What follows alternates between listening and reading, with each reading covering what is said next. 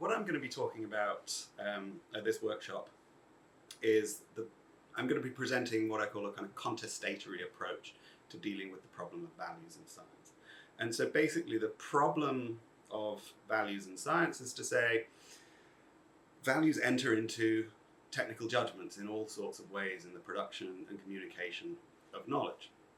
And that this presents a problem for the idea that we ought to separate in our political decision making sort of facts from values.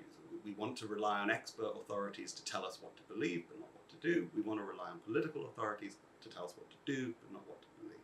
So this separation of facts and values is, I think, very appealing in a lot of ways in our politics. We want to separate expert judgment from political judgment, and we want the accountability for political judgments to be with political authorities. But this observation that values enter into scientific and technical expert judgments puts a lot of pressure on that division. So what I want to do in this talk really is, in a way, defend a version of the separation of these roles of expert authorities and political authorities, but to do so in a different way than a lot of people have done so far. To do so by emphasizing the importance of making explicit the kind of politics and the contestation that these different value positions suggest. All right, and so that's basically what I want to do in the paper, end up giving a kind of defense of producing a separation of expert political authority through an openly articulated and structured politics of expertise. So not denying the politics of expertise, but through the politics of expertise. And so what I do in the talk then is elaborate this contestatory view by sort of comparing and contrasting it with three sorts of approaches that people have taken to this problem. How do we deal with this question of values entering into scientific and technical judgments? One kind of approach, presented by a guy called Andrew Schroeder, is the democratic values approach. And his take is that values are going to enter into scientific judgment, particularly communication. Scientific communication is one of his particular concerns, but he says, so when that happens, those values ought not to be the kind of personal choices of the researchers. They ought to be public values. They ought to be democratic values. I'm not in favor of this kind of approach. I sort of object to this approach largely because it implies that values in this sense are something that can be separated out, stabilized, agreed, and then plugged into research processes. That you can then, that you can separate them out and clarify them to the degree that a scientist can then sort of say, okay, I'll use these public values to make these judgments. And I have various other objections, but roughly I object to the kind of plug-in model of public values that and particularly the idea that they can be agreed and stabilized. I sort of think they're going to be plural and they're going to be rooted in different perspectives, interests, values. We're going to have this plurality of values. The question is, how do we deal with that? So that's my basic objection to the democratic values approach. A second approach proposed by Kevin Elliott and David Resnick is the transparency approach. So they also kind of reject democratic values and they say, look, all we need is for experts to be open about their values. If those values are transparent, well then that's enough. And in terms of my idea of the contestatory approach, this is a lot more appealing. But I don't like the language of transparency here, and I don't like it for a couple of reasons. One is that it implies that what is going to be going on is a kind of introspection on the part of scientists, that they're going to check their values, that they can be open about their values by sort of looking into themselves and thinking, oh, I'm so sorry, I didn't realize I'm going to check my values. They kind of recognize that that is challenging, and they recognize that a lot of times the sorts of values they're concerned about are implicit, hard to uncover. But that's not there in the language of transparency. So they implicitly recognize that actually what you need are processes and structures that draw out these values. And they do use an example of contestation, but they don't frame it that way. They talk in terms of transparency. So that's one sort of objection, that what we need is not just sort of say a diversity of values. What we need to be focused on is what happens to that diversity, how it encounters others. And the other reason I sort of don't really like the language of transparency is because I don't think it puts in enough emphasis on what we should really be caring about here, which is not transparency as such, as though it's a good, that's the good we want to achieve here. The point is to create opportunities for contestation, for opportunities for public contestation. And transparency is valuable to the extent that it does that.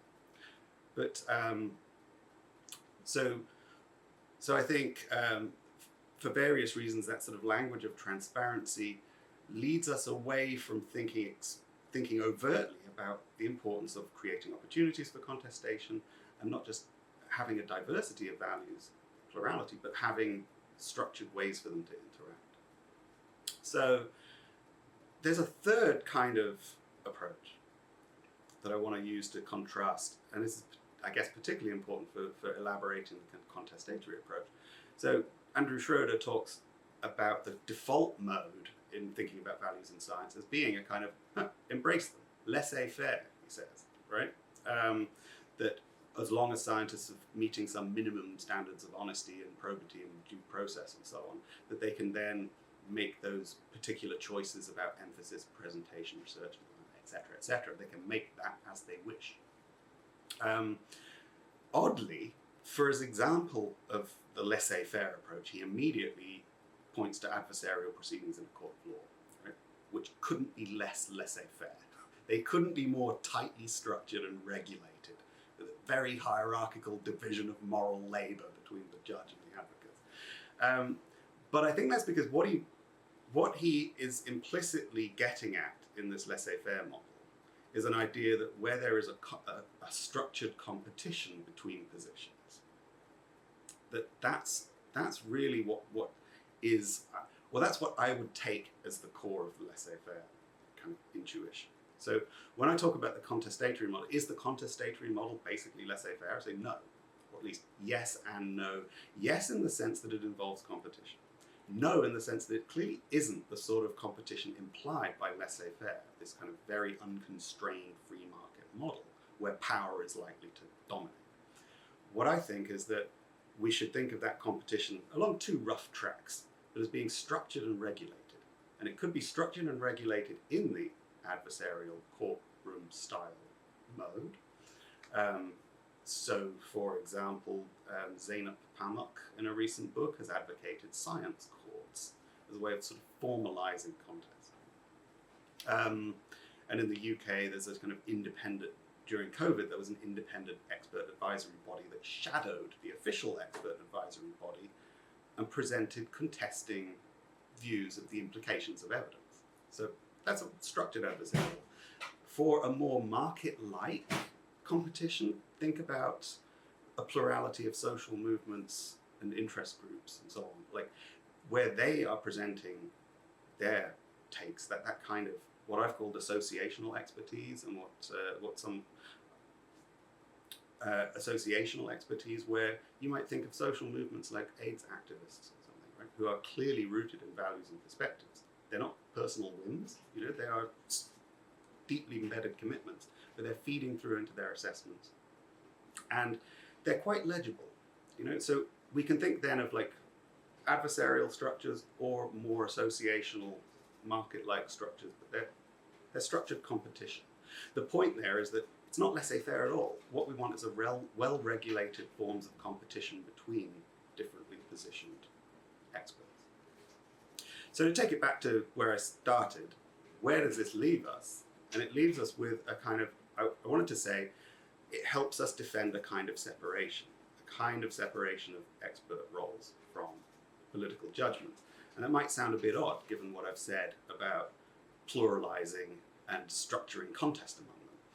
But the point, I think, is that it's much harder to maintain, it's much harder to blur the lines between political judgment and expert judgment when you've made explicit the kind of contestatory positions. As an example of blurring these lines, I give most obviously, most recently, the COVID pandemic, where, at least in the UK, expert authorities and political authorities stood shoulder to shoulder, and there was consistent blurring of the line between expert authority and political authority. Political claims that we were merely following the science.